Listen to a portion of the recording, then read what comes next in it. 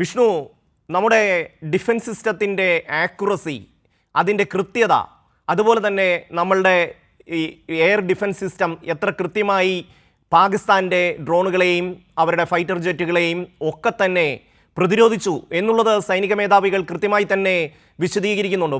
China കൊടുത്ത മിസൈലുകൾ ഒരെണ്ണത്തിന് പോലും അവരുടെ ടാർഗറ്റ്, ഇന്ത്യയിലെ ടാർഗറ്റിലേക്ക് എത്താൻ കഴിഞ്ഞില്ല. അതിനു മുമ്പ് നമുക്ക് അവയെ തകർക്കാൻ കഴിഞ്ഞു എന്നുള്ളതാണ് സൈനിക മേധാവികൾ പറയുന്നത്. ഷമി, തീർച്ചയായിട്ടും ഇന്ത്യൻ സൈന്യത്തിൻ്റെ പ്രതിരോധ സംവിധാനം എത്രമാത്രം മികച്ചതാണ് എന്നതുകൂടിയാണ് ഇപ്പോൾ സൈന്യം വ്യക്തമാക്കിയിരിക്കുന്നത്. പ്രത്യേകിച്ച് പാകിസ്ഥാൻ്റെ ഭാഗത്തു നിന്ന് വലിയ തോതിലുള്ള ആക്രമണം, അത് നിരവധി ആയുധങ്ങൾ ഉപയോഗിച്ചുകൊണ്ടുള്ള ആക്രമണമാണ് പാകിസ്ഥാൻ്റെ ഭാഗത്തു നിന്ന് ഉണ്ടായത്. തുർക്കി നിർമ്മിതമായിട്ടുള്ള ഡ്രോണുകളടക്കം പാകിസ്ഥാൻ ഉപയോഗിച്ചിരുന്നു. മിസൈലുകൾ, ദീർഘദൂര മിസൈലുകളടക്കം പാകിസ്ഥാൻ ഉപയോഗിച്ചിരുന്നു. പക്ഷേ അതിനെയൊക്കെ തന്നെ കൃത്യമായി നേരിടാൻ, പ്രതിരോധിക്കാൻ ഇന്ത്യൻ സംവിധാനങ്ങൾക്ക് കഴിഞ്ഞു. അത് എയർ ഡിഫൻസ് സംവിധാനങ്ങൾക്ക് കഴിഞ്ഞു.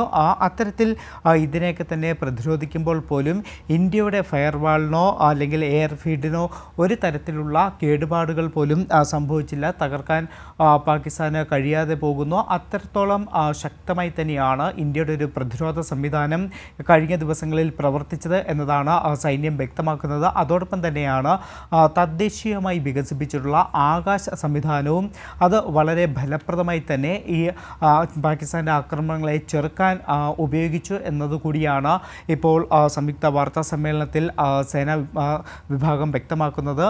ഇതിനു പുറമെ മറ്റൊരു കാര്യം, പാകിസ്ഥാനിൽ നിരവധി മേഖലകളിലാണ്, നിരവധി എയർ ബേസുകളിൽ ഇന്ത്യ കനത്ത തിരിച്ചടി നൽകിയിരുന്നു. അത് ഞാൻ നേരത്തെ ചൂണ്ടിക്കാട്ടിയതുപോലെ 11 എയർ ബേസുകളിലാണ് കനത്ത തിരിച്ചടി ഇന്ത്യൻ സൈന്യത്തിൻ്റെ ഭാഗത്തു നിന്ന് ഉണ്ടായത്. അതിൽ തന്നെ പല എയർ ബേസുകളുടെയും റൺവേ പൂർണ്ണമായി തകരുകയും ചെയ്തു. അതിൻ്റെ ദൃശ്യങ്ങളും പങ്കുവെച്ചുകൊണ്ടാണ് ഇപ്പോൾ സൈന്യം വാർത്താ സമ്മേളനം നടത്തിയത്. പ്രത്യേകിച്ച് നൂർഖാൻ എയർ ബേസിൻ്റെ അടക്കം ദൃശ്യങ്ങൾ, ഈ ഒരു ഇന്ത്യൻ സൈന്യം നടത്തിയ ആ ഒരു തിരിച്ചടിയുടെ ദൃശ്യങ്ങൾ കൃത്യമായി തന്നെ പങ്കുവെച്ചുകൊണ്ടാണ് വാർത്താ സമ്മേളനം നടത്തിയത്. അതോടൊപ്പം തന്നെ കറാച്ചിയിലും ഇന്ത്യ വലിയ തിരിച്ചടി നൽകി എന്നതാണ്. കറാച്ചിയും ആക്രമിച്ചു എന്നൊരു സ്ഥിരീകരണം സൈന്യത്തിൻ്റെ ഭാഗത്തുനിന്ന് വന്നിട്ടുണ്ട്. അതായത് കറാച്ചി മുതൽ ഇസ്ലാമാബാദ് വരെയാണ് ഇന്ത്യൻ സൈന്യത്തിൻ്റെ ഭാഗത്തുനിന്ന് പാകിസ്ഥാനിൽ ഒരു വലിയ തിരിച്ചടി ഉണ്ടായത്. ആ തിരിച്ചടി റഹീം യാർ വിമാനത്താവളത്തിലെ റൺവേയിലെ വലിയ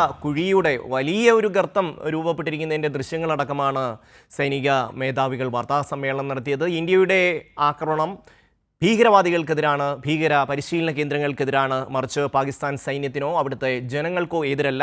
വളരെ കൃത്യമായ ഒരു സന്ദേശം കൂടി ഇപ്പോൾ പാകിസ്ഥാന് നൽകിയിരിക്കുന്നു. അതിർത്തിക്കപ്പുറം നിങ്ങൾ ഇനിയും ഭീകരവാദ പരിശീലന കേന്ദ്രങ്ങൾ തുടരാനാണ് ഭാവമെങ്കിൽ ഓപ്പറേഷൻ സിന്ദൂർ തുടരുക തന്നെ ചെയ്യും. അത്തരം ഭീകരവാദ കേന്ദ്രങ്ങൾ ആക്രമിച്ചില്ലാതാക്കും എന്നുള്ള വളരെ കൃത്യമായ സന്ദേശമാണ് പാകിസ്ഥാന് നൽകിയിരിക്കുന്നത് എന്നുള്ളതാണ് ഇന്ത്യൻ സൈനിക ഡയറക്ടർ ജനറൽ ഓഫ് ഓപ്പറേഷൻസ് 3 സേനകളുടെയും വ്യക്തമാക്കിയിരിക്കുന്നത്.